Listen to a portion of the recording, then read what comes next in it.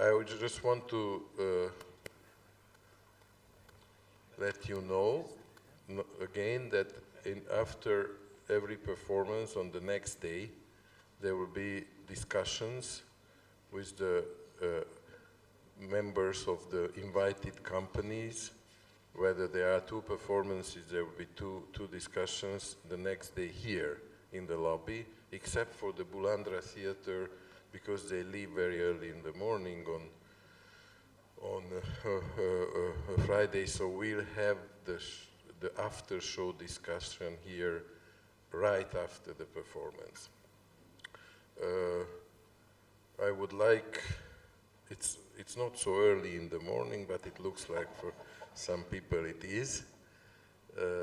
I would like to welcome here among us Cinzia Fossati, who is the costume designer of the show Mother Courage, Armin Petras, who is the director, Lotso Julia, who is the character of Anna Firling, the Mother Courage, András Viski, artistic director of the theater, and who will moderate most of the discussions.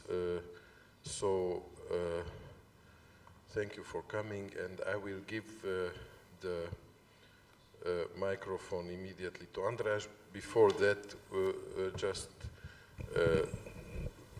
kind of repeating that this is a production that came first. The idea came that I wanted to invite Armin to work with our theater, and Armin had a discussion with the Staatshaus Schauspiel Dresden through the Dresden State Theater, and I met those people.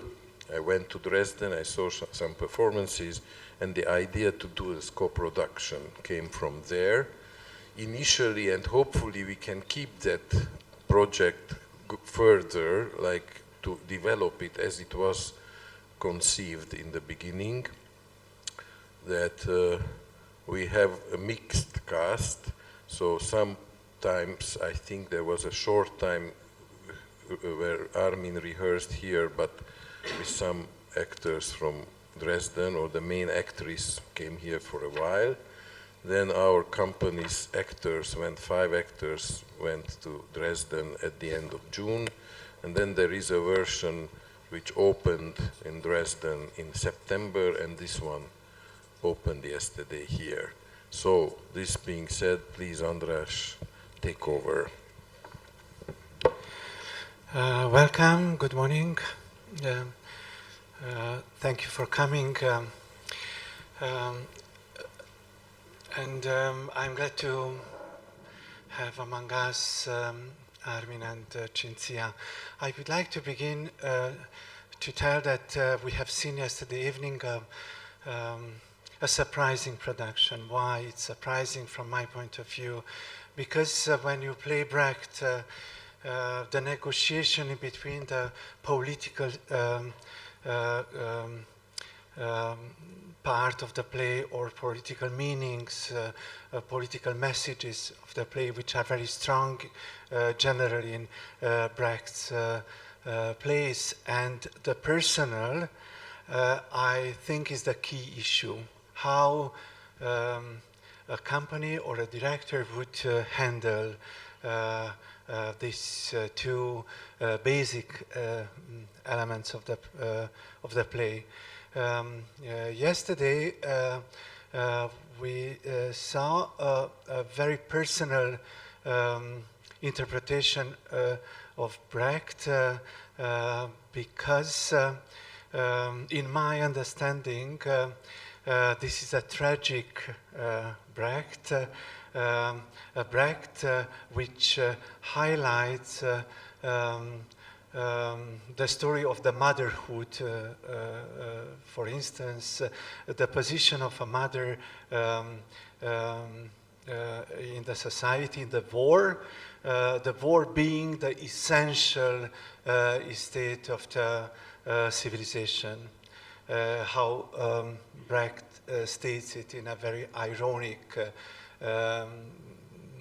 and extremely provocative way. The set um, this minimalist set, for me it's like a boat, like a ship, where pirates are invading time to time, continuously and ceaselessly to take over what is there. The ship and the boat, it used to be, and it still is the symbol of the Western culture on siege. This is what we see, I think, here. The context of the play, and this is very important personally for me, and of the production, is that in these months, November and December, we are speaking a lot, but maybe not enough profoundly about the political shift in '89 in Romania. What happened during this revolution? Whose revolution was this?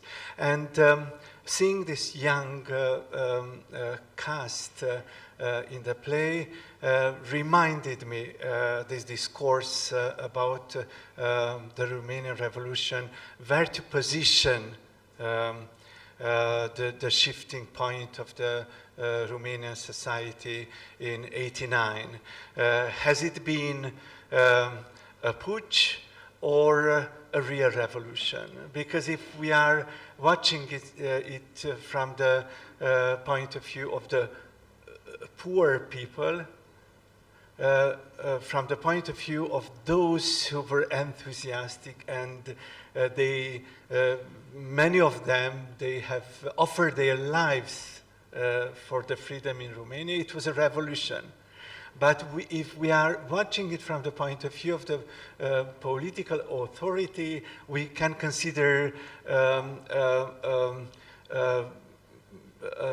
show revolution rather than a real one. And that speaks a lot about the problems in our society here. The third element what I would like to highlight are the costumes. I told Cinzia that in a way is the key element of this setting, because the costumes, if they are period costumes, are not good for me, because they become very distant to my understanding. If they are very contemporary costumes, again, it's hard to me to locate the story. And that aesthetics, that poetics of the costumes, it was a big and happy surprise for me to see. Now, I would like to begin by asking Armin about the interpretation of the Mother Courage. It's a play which is very close to us now. The war is everywhere. The unseen but still perceivable war, it's among us, it's within us. This is our feeling, this is a certain angst now in the European culture regarding the falling apart of an order. What does it mean for a German director to direct Brecht? What are the expectations around Brecht? You know, for a Hungarian, is the hardest to direct a Hungarian classic playwright. But what is the way to approach this tradition in your culture? How did you construct what we have seen yesterday? And maybe what are the differences in between the Cluj production and the production in Dresden? Yeah, nice to be here, thank you. And I have to say especially thanks for the Cluj actors. And maybe we will start with this question. The main difference is that there are some, I would say, different ideas of rehearsing in Germany and in Hungary or in Romania. And the German actors are more precisely, they are immediately in the first second on stage, but also they are not so full of emotion and soul like the southern actors. And that's why I like really much to be here in the other part of Europe, and I will do it further. To the play, for me, it's Brecht. I don't like him so much as a playwright, but I like him really much as an intellectual guy. He's really intelligent. He's really, while working on this plays, you can learn a lot about playwriting, about making geometry. And I have to say for myself, I'm the opposite from a mathematics. I'm really a guy with mostly only feelings and no brain. And that's why this mixture, it's a good mixture for me to struggle with this guy with no emotions. And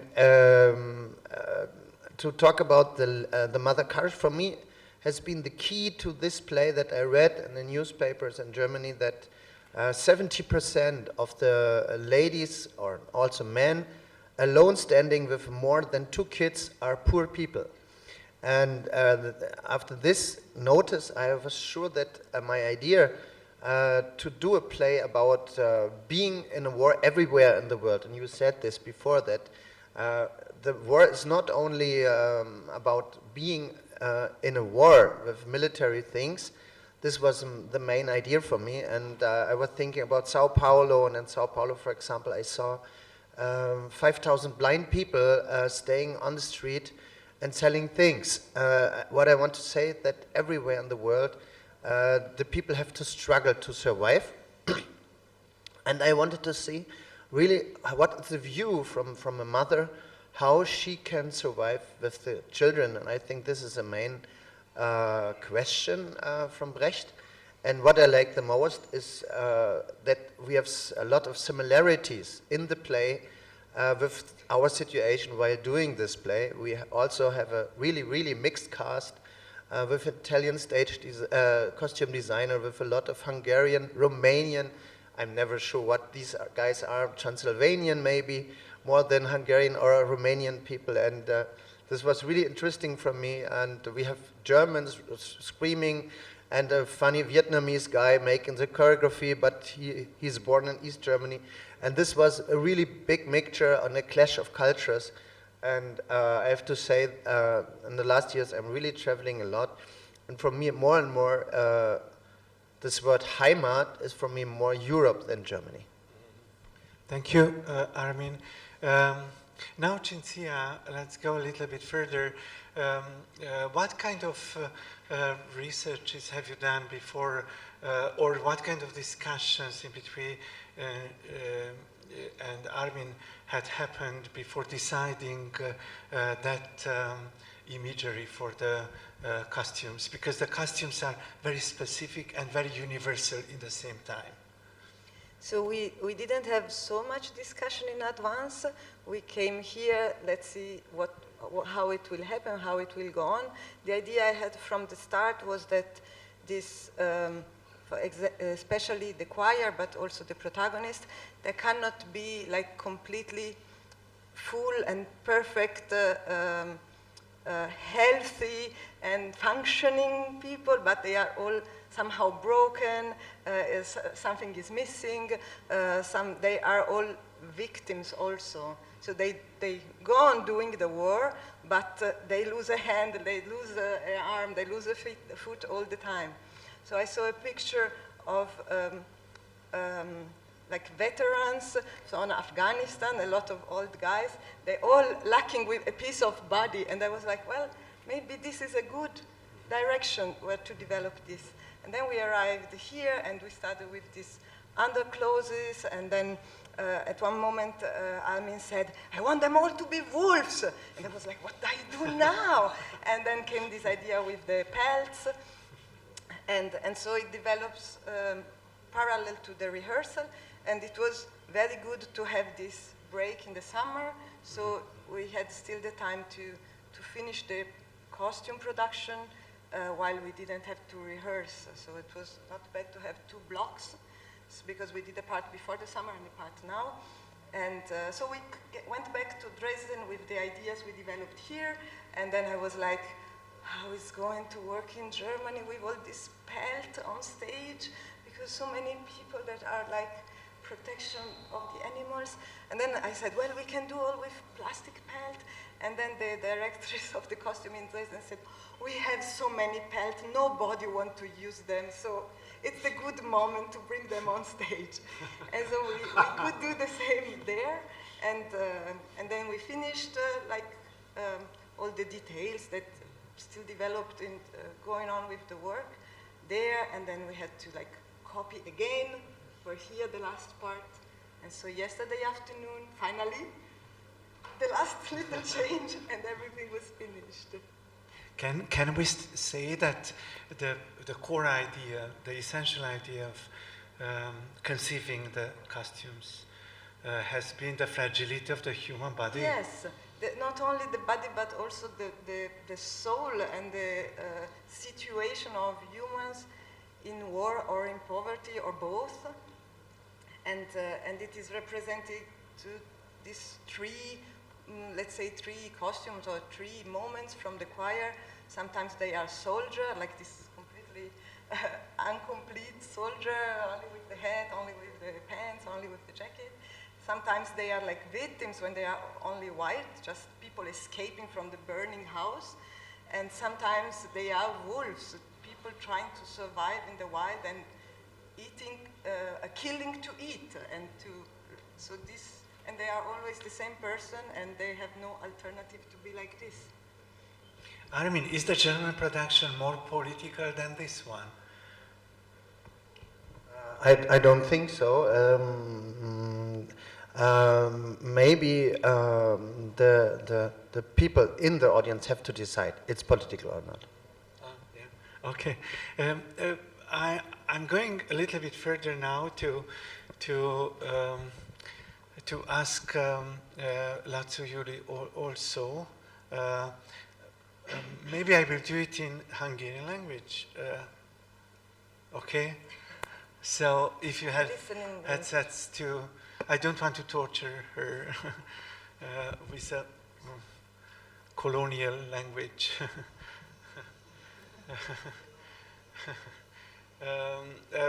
Magyar nyelvre váltok most.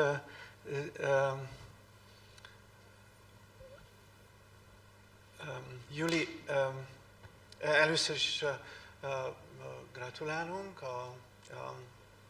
Köszönöm szépen. Az alakításhoz. Ugye ezt a Kurázsi mamát játszani, ez mindenképpen egy fordulópont lehet egy színésznek az életébe. Több irányba is fordulhatnak a dolgok, de elsőrendben azt kérdezném tőled, hogy tudomásod szerint hogy kaptad meg ezt a szerepet? Hú, hát tehát nálunk van egy ilyen, hogy egy hónapra előre kiküldik a programot, és be volt írva, hogy Armin Petrászt egy bizonyos időszakban, már nem tudom, május, nem tudom hányadikától hányadikáig jön castingolni, de nem volt kiírva, hogy kicsoda, és előtte való este megjött a próbatábla, megnéztem, és mondom, hát én mit keresek itt? Hát én nem énekelni nem tudok semmit, és hát bementem, beszélgettünk egy kicsit, és ez lett belőle, de megmondom őszintén, engem mérhetetlenül meglepett, és igaza van Andrásnak, hogy ez egy fordulópont egy színész életében. Rengeteg jót kaptam, de meg is szenvedtem érte, és a másik dolog, hogy meg is fordulhat, tehát hogy rossz dolog is történhetett volna, tehát hogy nem így sül el, vagy nem tudom, hogy mondjam, de azt hiszem megsegített a Jóisten, meg Armin. ha te most akkor diákoknak kellene beszélni arról, hogy hogy kell Armin Petrásnál castingolni, akkor nem tudnám mondani nekik semmit. Hát nem. De az akkor most vegyük egy kicsit ezt a szerepformálást. Ugye itt már érintettük ezt, hogy létezik egy brechti tradíció, amit úgy tanítunk is. Én a diákjaimnak le is vetítem a Helene Weigel által játszott, nem tudom, hogy megnézted-e Kurázsi mamát, ahol az ekkós szekér, nagyon is brechti, majdnem dogmatikusan brechti előadás. Ez viszont egy teljesen más, az egy ugye Berliner Ensemble előadás, ez egy teljesen más és nagy meglepetést okozó Brecht nekem. Azt akarom kérdezni tőled, hogy milyen instrukciókat kaptál? Milyen instrukciókat kaptál, hogy ez a szerep meginduljon és egyre inkább elmélyüljön egy ilyen nagyon is személyes irányba? Hogy folytak a próbák? Hogyha igen, esetleg olyanokat mondasz, akkor megkérjük őket, hogy vegyék le a fülhallgatót. Hát elsősorban szerintem meg kellett szokjuk egymást Arminnal. Ő hatalmas ritmus diktált, tehát faster, menjél, csinál, menjél. És, de ezáltal ő segít. Tehát úgy vezet rá a dolgokra, hogy kér tőled egy mérhetetlen ritmust, keménységet, és abból jön ki valahogy az emberi oldala ennek a mutarkurázsnak, én úgy érzem. Igazából helyzeteket beszéltünk meg, de nem volt ez lekottázva, vagy lepontosítva. Itt közösen ment, tehát együtt lélegeztünk hárman, én, Armin és Kurázsi ebben a munkában. Nem érződött rajtad az, hála Istennek, te hivatkoztál rá az előbb, hogy megijedtél volna ettől a szereptől. De a színpadon mi azt látjuk, hogy igen, ez egy magától értetődően laculnak való szerep, és ez jó érzés, mikor az ember ezt látja. Tehát, hogy nem lötyög rajta a szerep, és viszi bele ebbe a nagyon is személyes tragédiába. Nem féltél sohasem tőle? Nem, hát ezzel csak egy mondattal tudok válaszolni, hogy a szegény ember nem élhet Kurázsi nélkül. Gyönyörű. Szegény ember Kurázsival főz, hogy egy lefordíthatatlan mondatot is mondjunk. Szerinted merre fog haladni a továbbiakban ez a szerep? Merre fogod elmélyíteni? És mondj még arról dolgokat, hogy a partnerekkel hogyan dolgoztál, hiszen a gyermekeid azok barátaid, és a barátaidat félteni a haláltól, ez hogyan is épült fel benned? Tehát az első kérdésedre válaszolok először, hogy a következő előadása, jól tudom, december 12-én van, hogy gyakorlatilag egy hónap telik el a két előadás között. Véleményem szerint, mivel ilyen megfeszített munkatempó volt, hogy 8 nap alatt készült el ebben a formában, amit az este láttatok, muszáj próbálni előtte. Én úgy gondolom, nem csak nekem kell a próba, hanem mindenkinek.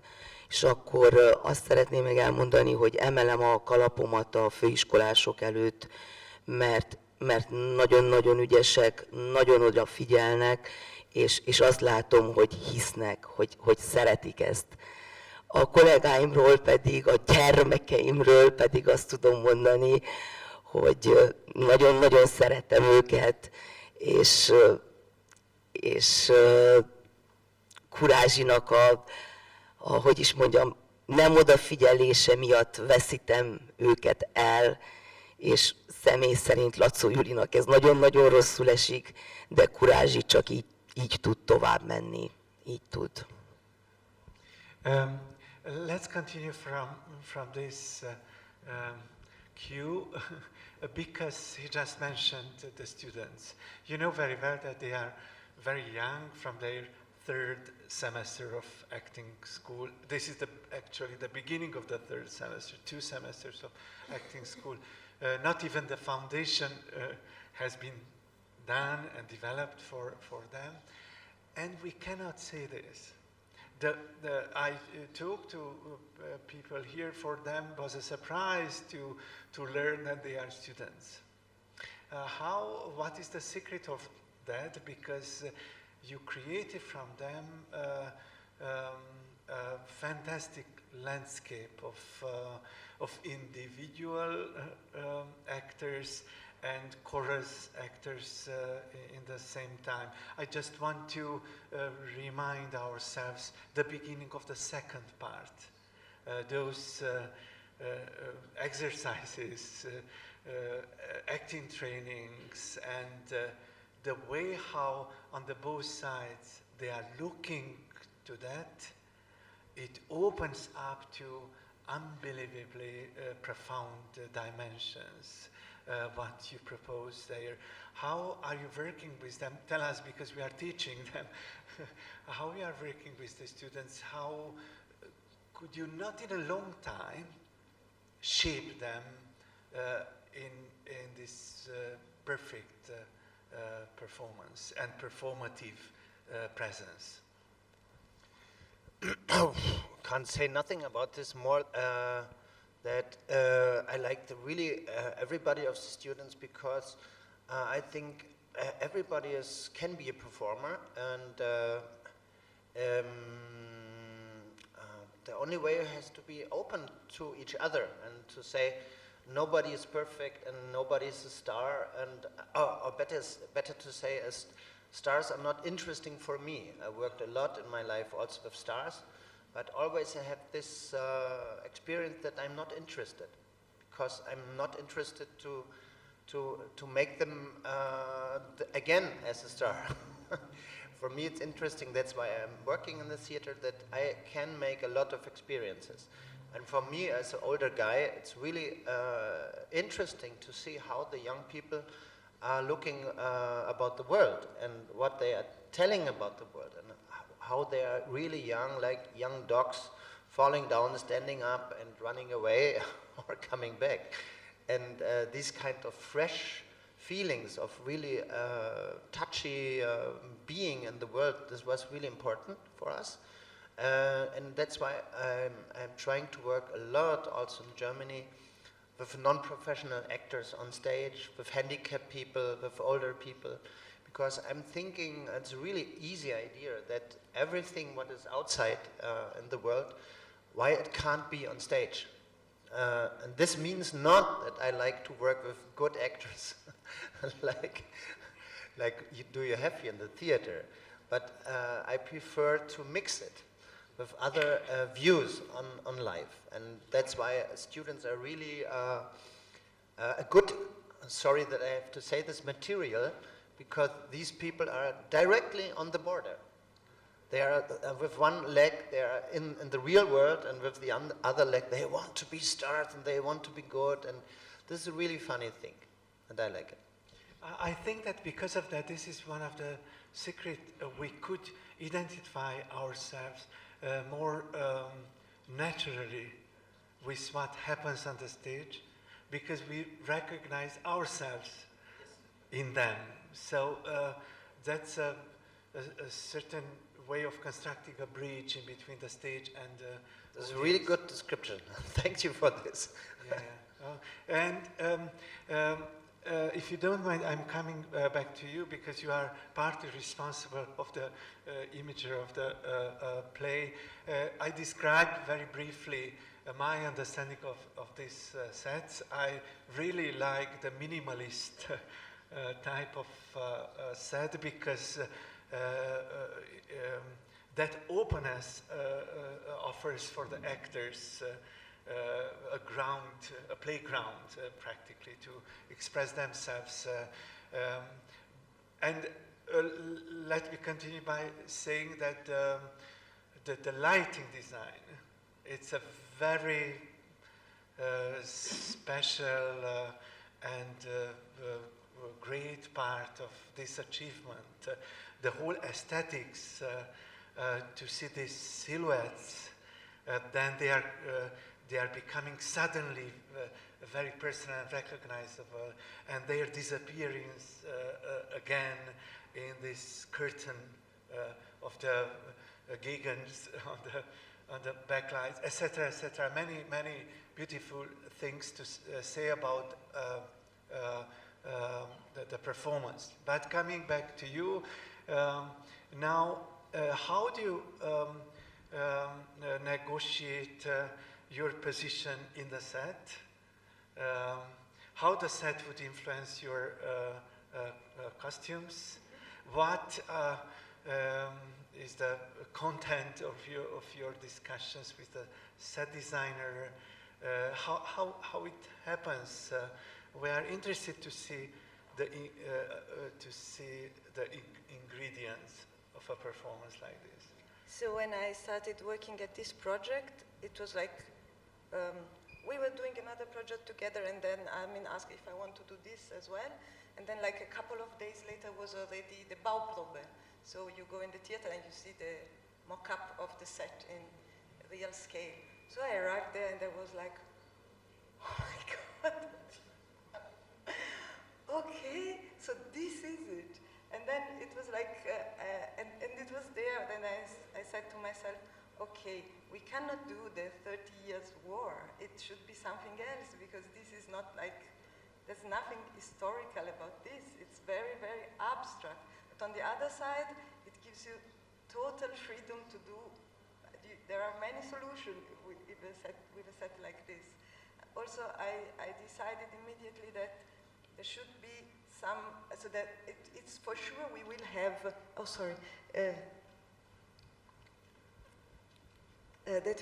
I was sure that we will need this climbing harness.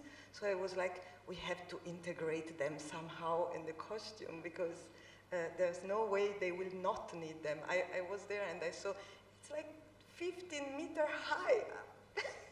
And even the version of the stage in Dresden is even higher, because there is a bigger hole under the front part.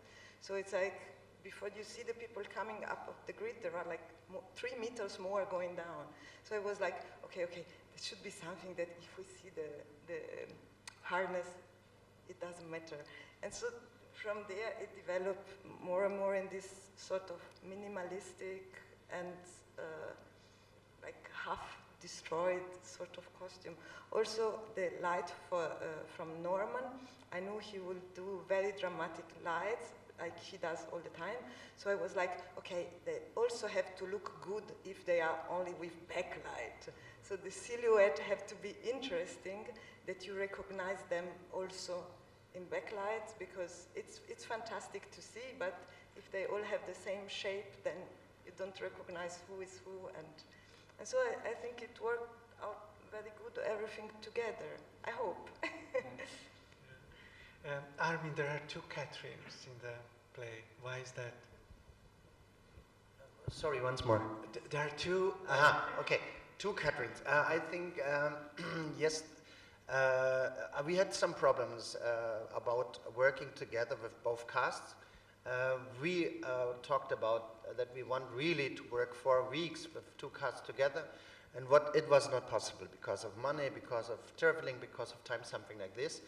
And from the very beginning, I said, I need something like a connection between both versions, and that's why we have not a Hungarian and not a German Catherine especially, but a Romanian Catherine, because for me it was sure this could be a connection, like like Patex between these both casts. But when we worked here, I was not able to say Zsuzsa has not to play the premiere.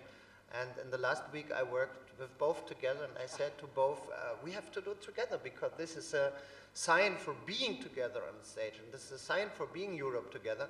And I'm sure both are really hate this situation to be together, but maybe yesterday it was nice for them. I didn't ask. Doesn't look like, because it No, added as an aesthetic point, I like it really much, because also every of these girls sometimes is so deadly injured that she has to be dead. And that's why my idea was always, Catherine is like a girl in a comic, always beaten, always pissed, always shoot it down, and then she's standing up and working again. But it's a very Transylvanian idea as well, because these three cultures are the old cultures, actually. I wanted to ask you, because one of what you said about Brecht caught me a little bit. When you said that Brecht is a writer with no feelings, I remember meeting a couple of times Karl Weber, who was the dramaturg of Brecht, and he ended up to teach at the Stanford University in California, and I met him and called him to speak to my students about Brecht. And he had a lot of anecdotes about Brecht, saying that Brecht was a person of very good humor, who liked cabaret, who liked the jokes, who liked... So when it comes and it's a kind of maybe misinterpretation or maybe some misunderstanding from actors who say Verfremdungseffekt is something very cold, is very... and I want to ask you, because as I understand now, the Verfremdungseffekt, which is probably never just in a very pure state in the stage, but I understood it from the technique point of view for the actor, that it is a kind of ability to step in and out from your role, which requires a lot of playfulness, a lot of things like clownish even things, you know, to maybe to be able to comment your own character.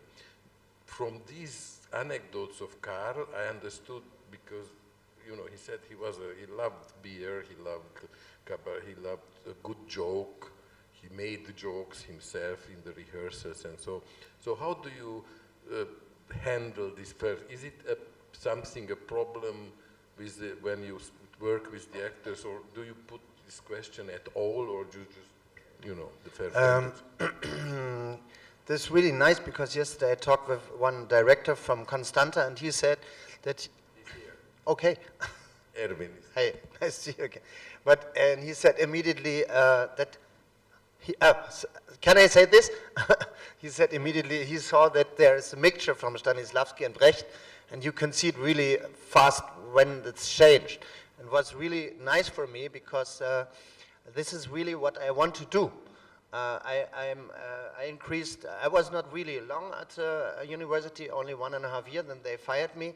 But what I learned in this time was both ideas, to act with Stanislavski method and also to act with Brecht method. And both things are interesting for me, because I don't believe in not feeling on stage. And I want to express, I told you, I have only feelings and no brain, and I want to show feelings and how the people are acting with each other.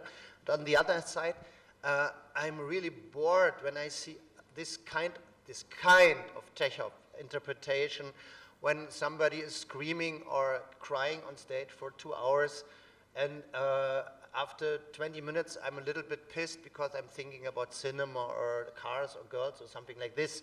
I want to say that I have to see also a little bit the construction or the political idea or something like this. And the only idea for me about this is to always to jump from one point to another one, to have drama, and the next point to have some comic ideas, or to work with light, or to work with costume. That I think for me theater is such a wonderful idea of mixed arts. Yes, dramatic arts, but also another performing arts and other kind of art. And that's why I think we can learn a lot from movies, but also from other kind of arts, like music and something like this. There's a good chance to be not bored all the time. And that's why, you know, finally, I mean, Karl said about Brecht finally that he was a big child, and because of this playfulness, and those people who are making dogmas after, you know, the followers, always, you know, do this kind of rigid limits and borders between a kind of theater and another. Of course, it's important that aesthetically a language of a performance has to be consistent in a way. But I think that there is no Stanislavski in pure form, there is no Brecht in pure form. Yes, it's always a mixture. And the childish thing, which is the actors. and Brecht was always curious to research new things. He went to Japan and to China and to look for other things, other kind of showings.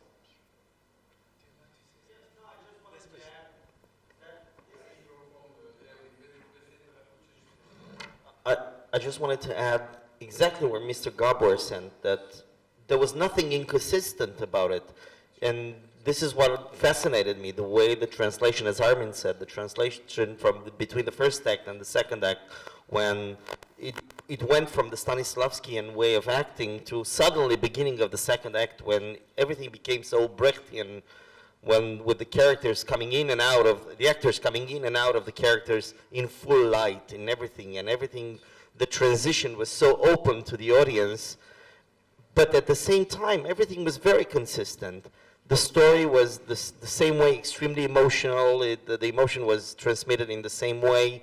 There was nothing inconsistent, and this was very fascinating, because there were different ways of acting throughout the performance, and at the same time, not for a single moment did this appear to be inconsistent. On the contrary, it was a very unitarian, let's say, performance from this point of view. Aesthetically, it was fascinating to see how the actors moved from one technique to another, and at the same time, the performance was extremely powerful and consistent at the same time. So again, I just wanted to reiterate what I said, Armin, yesterday. I loved the performance. It's the kind of performance, and I will say exactly what I said, Armin, what I told Armin yesterday, the kind of performance that made me fall in love with theater. It made me love theater. It's the kind of performance that I believe that young students, when they will see this performance, young students or even younger than students, they will come and see and they'll say, wow, if this is theater, I want to be part of it. I want to become a director. I want to become an actor.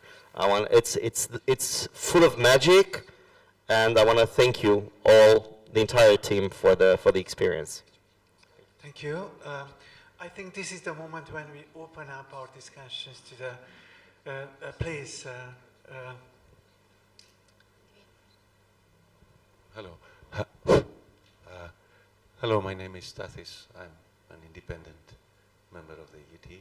I just wanted to add a few words. I didn't see Mr.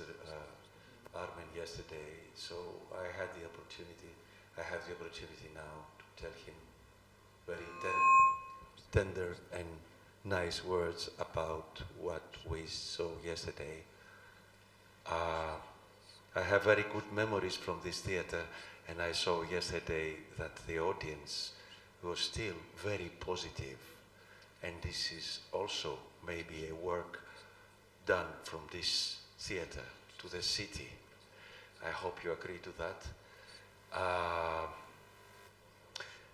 I think that, of course, I never met him, but I think Stanislavski, if he would be alive, he would say, I think, that if something is good, truth, emotional, light, and funny on stage, he would like it.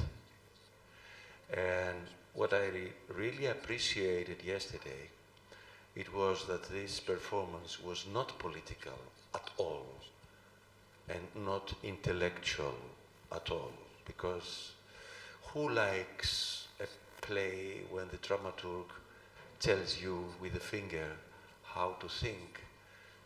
Many years have passed since Brecht was writing, so I thought that it was so interesting to see that there was nothing epical. The key, which was found to tell the story, was a tragical farce or something like that. And the main thing which I wanted to stress is that the director's language was passing through the actors. Absolutely, their body, face, soul. It was an acting performance. And of course, I appreciated very much the work of the Hungarian actors yesterday. But we have seen good actors playing in a very bad way, many times. So this, I think, was a part of the work of the director, which tried to say a very serious play in a very light way, and a little bit like a fairy tale. It was like from children to children, and this gave a more profound level of the story. And I would like to say many good words to you, and I think it's our duty in theater to give new air to these classical plays.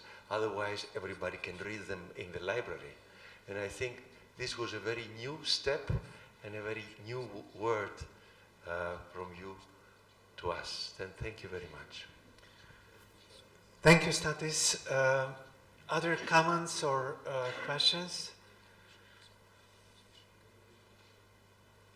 Kérdések, if not, thank you, Armin. Thank you, Cinzia, Yuli, all of the cast, and for everybody.